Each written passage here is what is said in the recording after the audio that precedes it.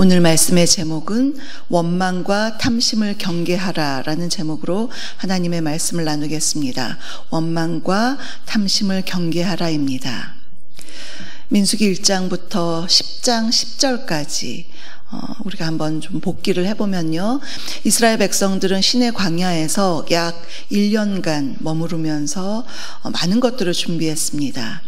가나안을 향해서 본격적으로 행진을 하기에 앞서서 먼저 민수기 1장에서 지파별로 인구를 조사했죠. 군사가 우리가 도대체 몇 명인지 다 계수를 했고요.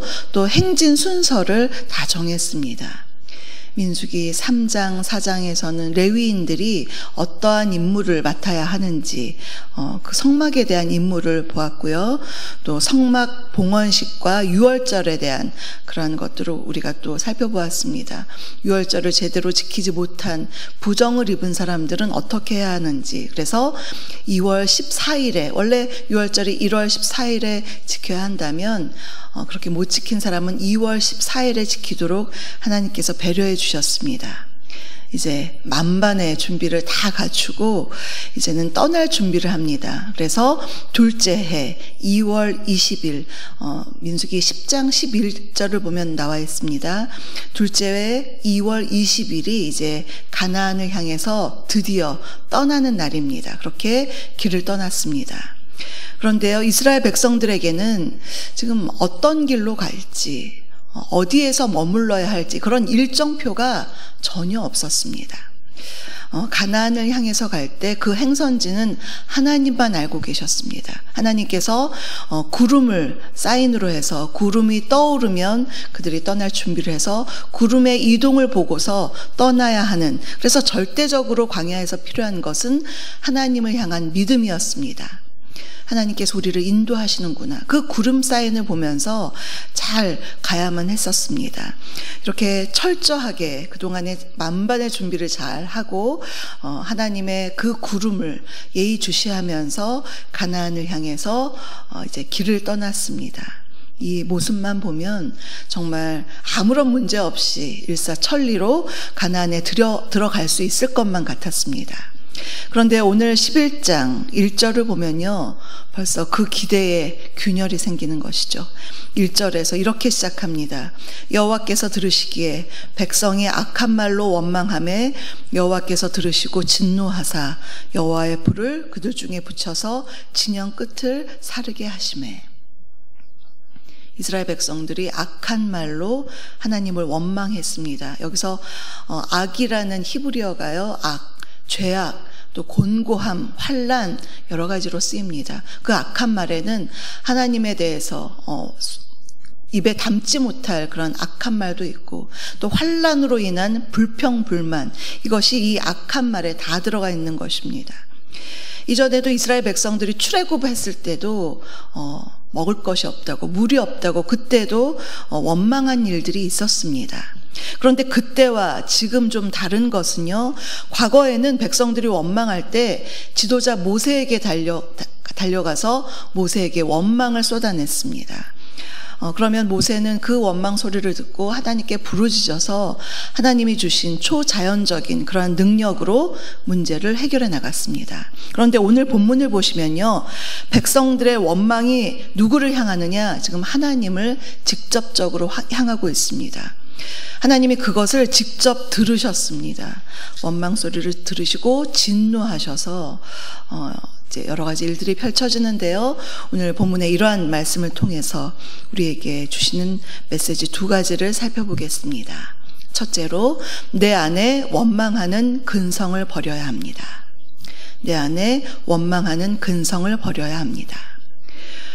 본문을 보면서 정말 놀랍게 여겨지는 것은 이제 본문에서 얼마 안 된 시점에서 약 2달 조금 넘은 그 시점에서 둘째 1월 1일이 성막 봉헌식이었고, 또 그 감사의 예물을, 엄청난 예물을 우리가 이제 그 바친 것들도 함께 살펴보았습니다. 그때 감사와 감격이 얼마나 넘쳤는지 모릅니다. 하나님의 영광이 성막에 가득한 그러한 시간들이었습니다. 그런데 불과 2달 좀 지나서 지금 그 감사의 입술이 하나님을 향한 악한 원망의 말로 돌변했다는 것입니다. 얼마나 우리 인간이 간사한가요? 물론 광야라는 곳은 척박한 곳입니다. 장정만 60만 명이요, 또 노인과 아이들과 여러 그런 여인들까지 다 합치면 200만 명이 이동해야 하는 참 어려운 여정이기는 합니다. 분명히 어렵긴 하지만 그런데 그 어려움이 전부가 아니었죠. 그 어려움이 또 영원할 것도 아니었습니다. 그들에게는 하나님이 주신 약속이 있었습니다. 비전이 있었습니다. 가는 과정이 비록 어렵고 행선지는 불투명했지만 그들에게는 가나안이라는 목적지가 있었죠. 가나안이 어떤 곳인가요? 젖과 꿀이 흐르는 땅, 풍요한 땅을 하나님께서 인도해 주시겠다고 조금만 참으라고 지금 그렇게 떠나가고 있는 것이었습니다. 그들이 붙들어야 하는 것은 그 비전과 하나님의 그 약속을 붙들어야 했고, 또한 하나님께서 계속 그들과 동행하고 계셨습니다. 본문 앞장인 민수기 10장 33절 34절을 보시면요, 제가 읽겠습니다. 그들이 여호와의 산에서 떠나 3일 길을 갈 때에 여호와의 언약궤가 그 3일 길에 앞서가며 그들의 쉴 곳을 찾았고, 그들이 진영을 떠날 때에 낮에는 여호와의 구름이 그 위에 덮였었더라. 계속 하나님께서 그들과 함께 동행하고 있다는 것을 보여주고 있습니다. 언약궤, 하나님의 말씀이 앞서가고 또 그 뒤를 따르면서 주님의 그 인도하심을 따라서 백성이 갔습니다. 그 하나님의 구름이 백성들을 보호하시기도 하고 인도해 주시기도 했던 그러한 모습입니다. 그런데 그것은 지금 까맣게 잊어버리고 지금 불편함 속에서 원망의 말을 쏟아낸 것입니다. 인지심리학자 김경일 교수가 인간관계에서 경계대상 1순위로 뽑은 사람은 어떤 사람인지 아십니까? 비관적인 사람입니다. 이런 사람은 뭘 하든지 부정적으로 보고 그분 말에 따르면 한마디로 말로 쫓치는 사람이라고 했습니다. 어려움이 있으면 거봐, 내가 안 된다고 얘기했잖아. 계속 이렇게 다른 사람에게 비관, 부정적인 것을 전도하는 사람이죠. 그런 사람들을 경계하라고 했습니다. 남 탓하고 원망하고 그런 사람은요, 자신도 힘들고 주변 사람들도 낙담시키면서 그 인생이 풀리지가 않는다고 했습니다. 그 원망이 그 비관적이고 부정적인 그건 관점이라고 했건 그렇게 태어나는 것이 아니라 후천적으로 계속해서 비관을, 그런 원망을 자신 스스로가 훈련해서 아주 내재화되어 있다고 했습니다. 그런 사람들을 경계하라, 가까이 하지 말라라고까지 얘기했습니다. 그 죄성의 계보가 있죠. 그 맨 위에는요, 아담이 있습니다. 하나님이 아담에게 왜 선악과를 먹었냐 이렇게 얘기했을 때 창세기 3장 12절에서 아담이 이렇게 말합니다. 하나님이 주셔서 나와 함께 있게 하신 여자, 그가 그 나무 열매를 내게 주어서 내가 먹었나이다. 잘못했습니다. 이렇게 나오는 것이 아니라 하나님이 주신 여자, 처음에 하와를 보고서는 내 뼈 중에 뼈요 살 중에 살이라 그렇게 극찬했던 아담이 자기가 좀 불리하니까 하나님이 주셨지 않습니까? 그렇게 하나님을 원망하는 것입니다. 그 죄성이 우리 인간들 안에 계속 탑재되어 있는 것입니다. 그러면 신앙의 사람들, 하나님을 믿는 사람들은 어떠한 사람인가요?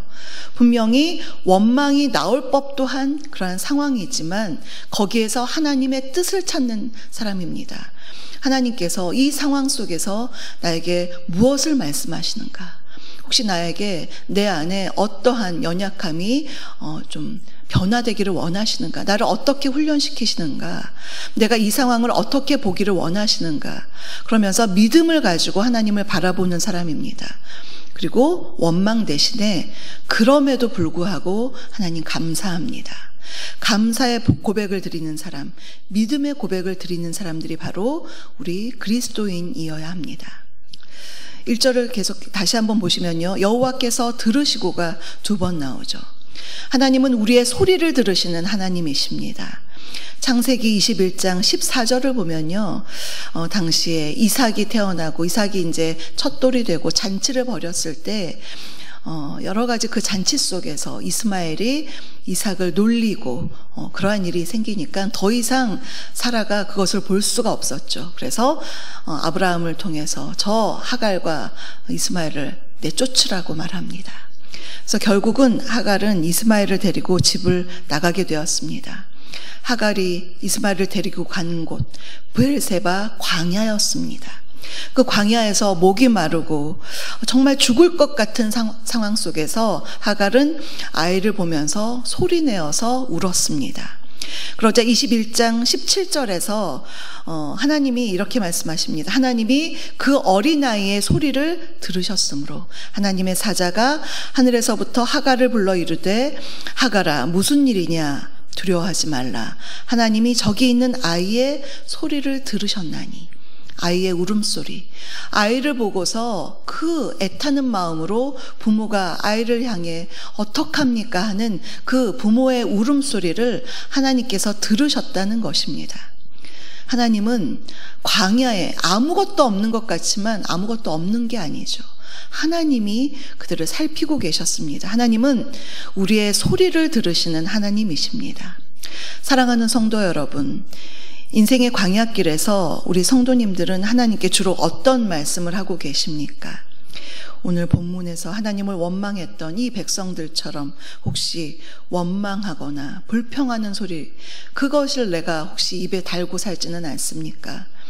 우리는 원망 대신에 하나님을 신뢰하는 말, 주님, 제가 이해는 안 가도 믿습니다. 앞길이 보이지 않아도 주님께서 구름 기둥으로 인도하실 것을 믿습니다. 이러한 믿음의 언어, 그리고 나의 소리를 들으시는 하나님을 향해서 간구의 기도, 간구의 언어, 신뢰의 언어를 주님께 들으심으로써 주님의 긍휼하심을 덧입고 주님의 인도하심을 받는 저와 여러분 되시기를 주님의 이름으로 축복합니다.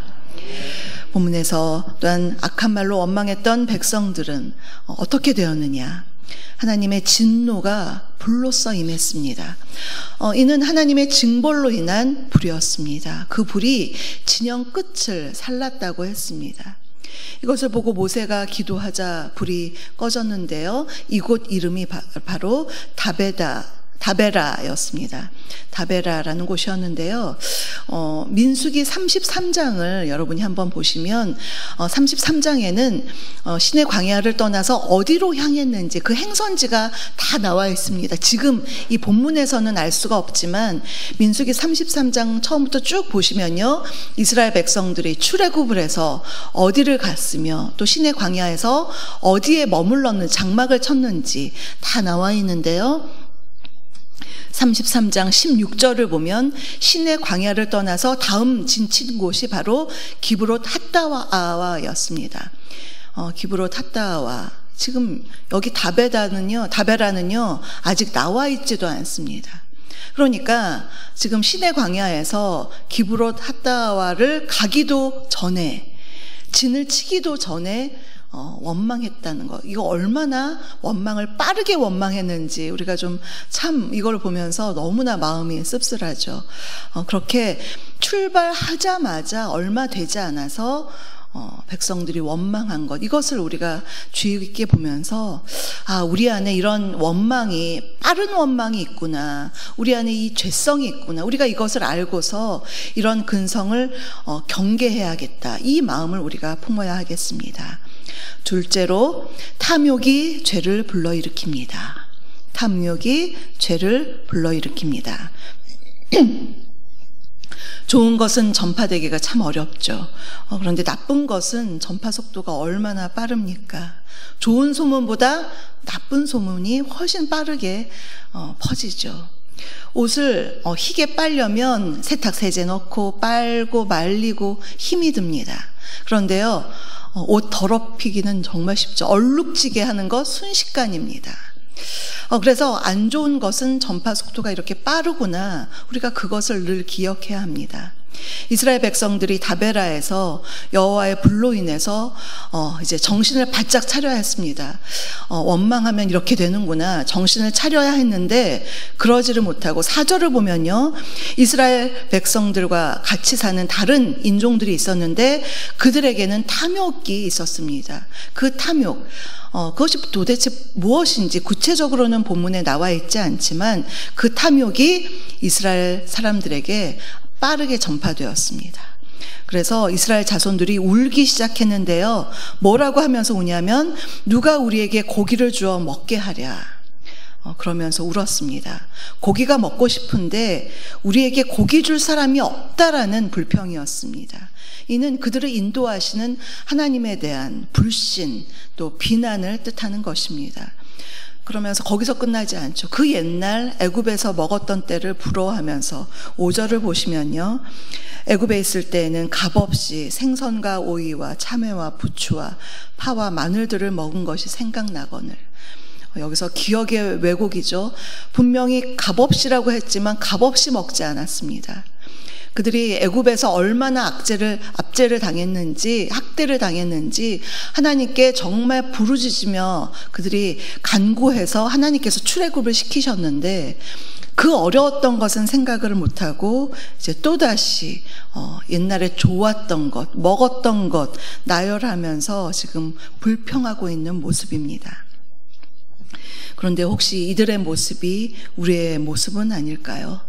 어렵고 힘들다고 주님께 부르짖어서 하나님께서 우리에게 이리저리 살 길을 마련해 주셨습니다. 그런데 거기에 만족을 못하는 것이죠.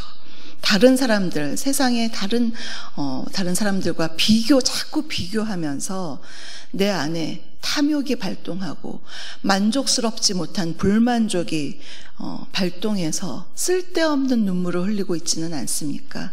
지금 이스라엘 백성들이 5절에서 흘린 눈물, 4절에서 흘린 눈물, 쓸데없는 눈물이었습니다.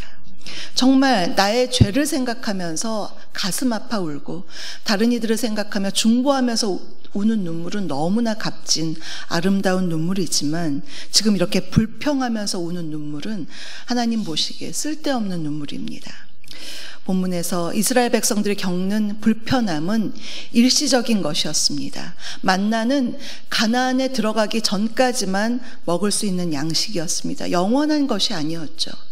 그들의 목적지는 광야가 아니었습니다. 젖과 꿀이 흐르는 약속의 땅, 하나님께서 풍요로 이끄시는 약속의 땅이었습니다. 그러나 그 잠깐의 인내심도 없이 마음속에 탐욕과 또 여러 가지 불평이 가득할 때에 백성들은 결국 그 원망과 불평을 극복하지 못하고, 우리가 민수기를 쭉 읽으면요, 이 출애굽 1세대는 결국 자기들이 말한 대로 그렇게 광야에서 죽어갈 수밖에 없었습니다. 사랑하는 성도 여러분, 오늘 우리는 광야에서 행진하던 이스라엘 백성들이 너무나 빨리 원망하는 모습을 보았습니다. 그들을 보면서 우리는 경계해야 합니다. 내 안에 원망하는 근성이 있구나. 나도 이것을 깨닫고 자꾸 내 안에 원망이 나오려고 하면 그 원망이 나오려는 나의 자아를 십자가 앞에 못 박고 주님의 사랑과 은혜를 깨달으면서 감사의 언어, 기쁨의 언어, 찬양의 언어로 내 입술을 변화시켜야 되는 그것에 우리가 힘써야 하겠고요. 두 번째로 탐욕이 죄를 불러일으킨다고 했습니다. 갈라디아서 5장 24절에서 그리스도 예수의 사람들은 그 육체와 함께 그 정욕과 탐심을 십자가에 못 박았느니라. 정말 귀한 말씀이죠. 나를 늘 살피시고 감찰하시는 주님 앞에서 나의 언어가 감사의 언어, 긍정의 언어, 소망의 언어로 변화될 수 있도록 계속 애쓰시면서 그러한 말로써 이 새벽에 하나님이 기뻐하시는 기도를 올려드리는 저와 여러분 되시기를 주님의 이름으로 축복합니다. 오늘의 말씀을 생각하시면서 429장을 함께 부르시겠습니다.